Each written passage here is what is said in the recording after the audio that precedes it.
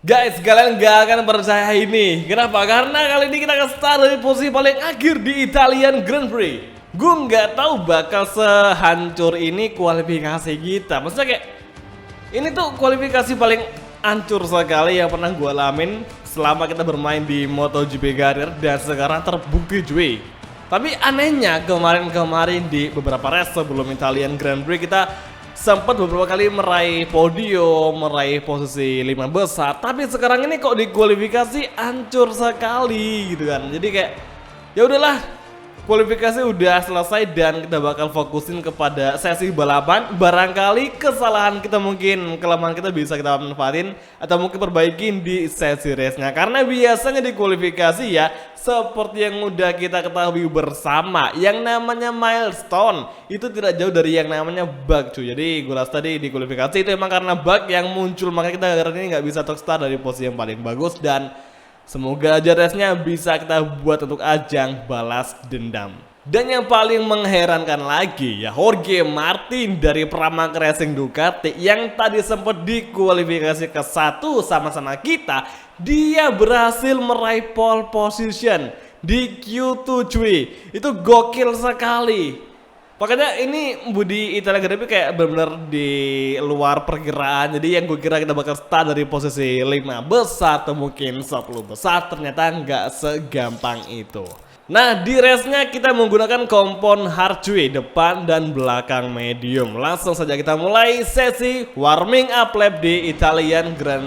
Lah, Asep cuy di posisi kelima, gokil. Dia menjadi satu-satunya wakil Yamaha yang berada di baris kedua. Ini gokil sih. Apakah mungkin Asep bisa meraih kemenangan di Italian Grand Prix untuk pertama kalinya? Let's see saja. Kalau gitu langsung saja kita mulai balapan di Italian Grand Prix.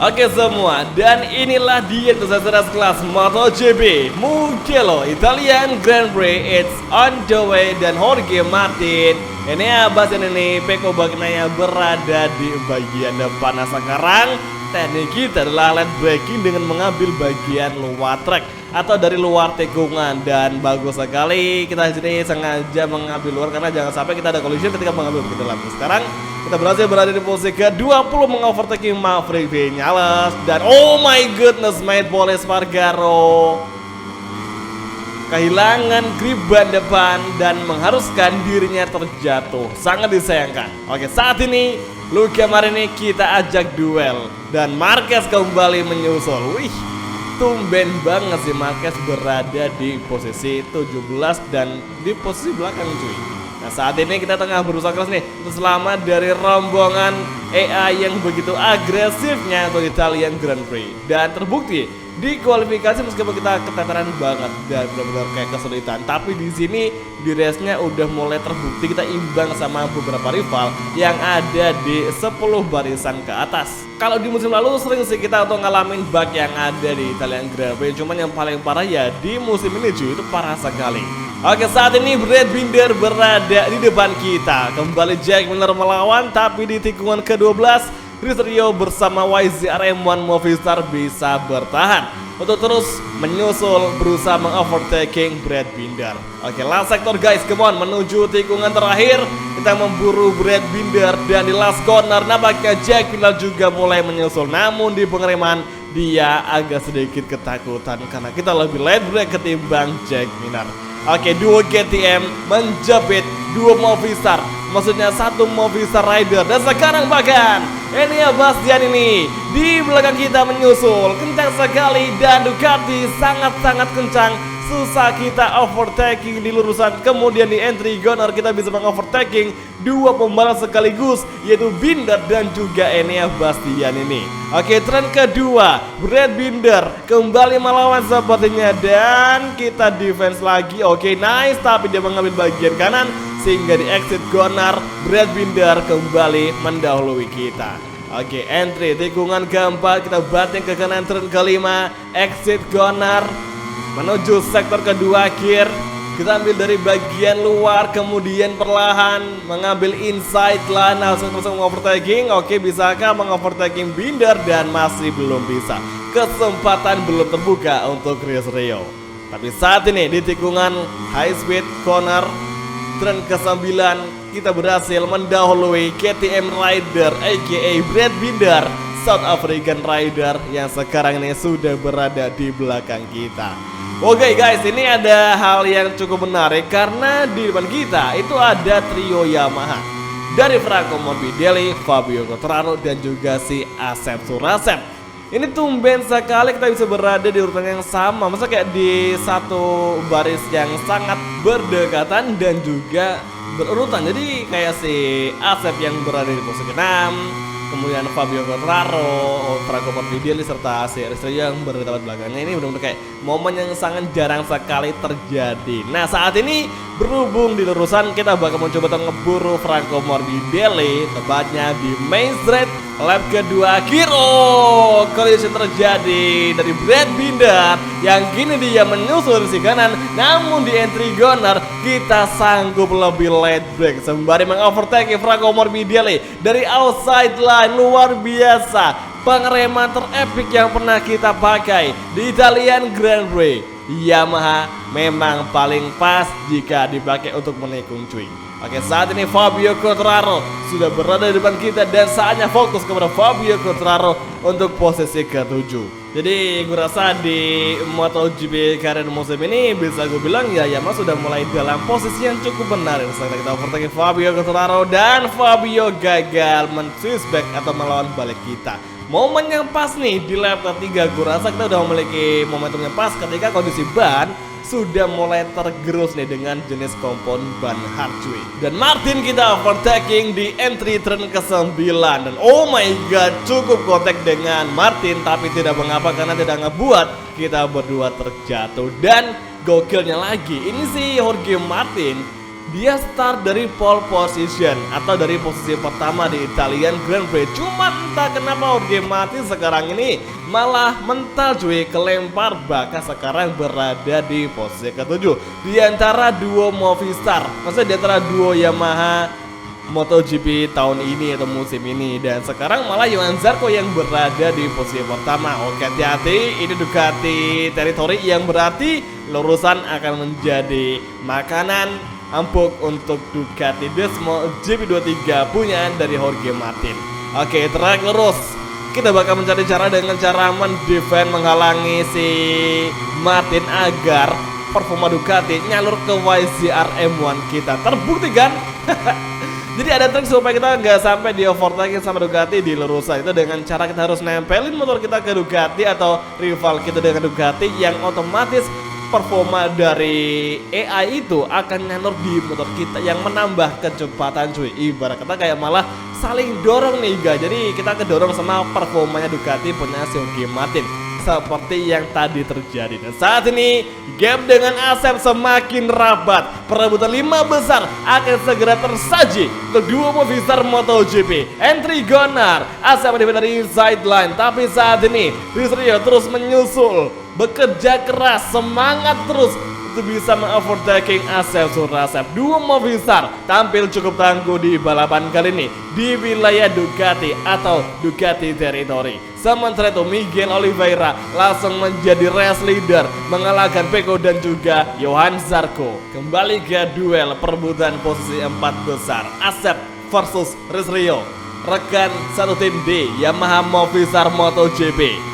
Apakah kedua pembalap ini akan bertarung sengit hingga nanti di lap akhir? Let's see aja karena semuanya bisa terjadi. Never say never in MotoGP. Dan saat ini di backstride kita menyusul semakin rapat dengan Asep Surasep. Here we go. Last corner kita early braking dan saatnya bersiap-siap untuk menyusul Asep di lurusan saat ini, tepatnya di lap ke-5 awal. Oh my god, Jorge Martin menyusul dan langsung saja kita dihempaskan. Tapi beruntungnya kita diberi dorongan Jorge Martin yang bisa membawa kita semakin cepat di turn 1 lap ke-5. Oke, nice sekali. Langsung kembali kita ngerapin gear dengan Asep Surasa. Kita overtake side by side di turn kedua. Kembali Asep masuk dan kita, oh my goodness mate, ini asli ngapain sih Asep nutup jalur kita? Aduh, kacau sekali ini.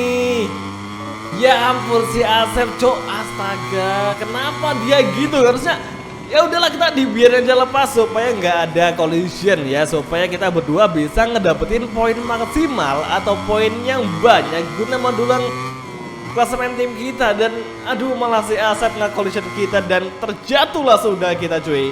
Dan akhirnya kita yang semula berada di posisi 5 yang bisa tembus di posisi keempat terpaksa harus tersungkur dan sekarang di posisi ke-20.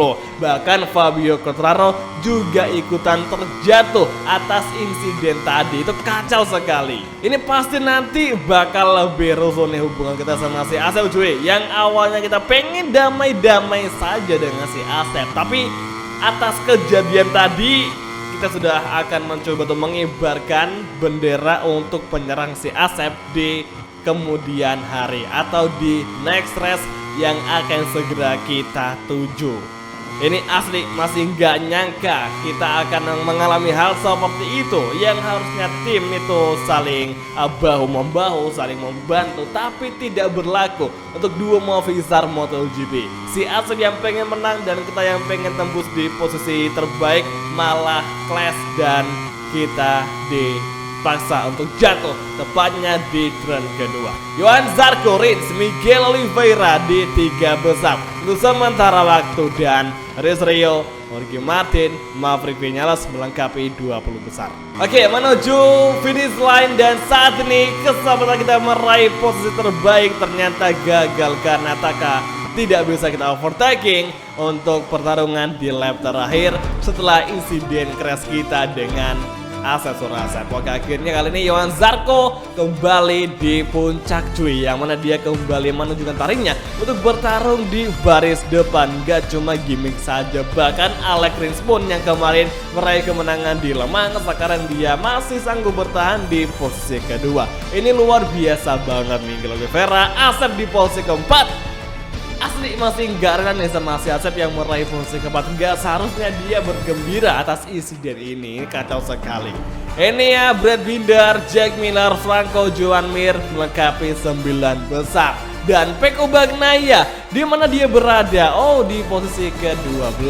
Marquez di posisi ke-11 bersama adiknya itu si Alex Marquez. Dan Espargaro di urutan ke-17. Jorge Martin melengkapi 15 besar dan kita finish di urutan ke-20. Sementara itu Fabio Quartararo serta Pol Espargaro terpaksa NC atau DNF di balapan kali ini. Nah, di klasemen Pecco masih sanggup bertahan di puncak klasemen sementara dengan gap 17 poin dari Johan Zarco yang mulai mengejar dan naik 2 tingkat dari posisi sebelumnya. Sementara itu kita bersama Yamaha turun 1 tingkat dan memiliki jarak yang cukup melebar dengan Pecco yaitu minus 36 poin. Ini sangat-sangat menyedihkan, bukan hasil yang kita inginkan untuk balapan di Italian Grand Prix. Tapi tidak apa-apa, besok masih ada race lagi yang kita bisa buat sebagai ajang balas dendam atas insiden yang terjadi di balapan kali ini. Pokoknya besok kita bakal ngebuktikan diri dengan semaksimal mungkin yang kita bisa. Jadi oke semua, langsung aja mengakhiri video kali ini. Kalau gitu terima kasih nonton dan sampai ketemu lagi di video MotoGP Career yang pastinya pasti bakal lebih seru lagi. Thank you, bye dan ciao guys, sampai jumpa.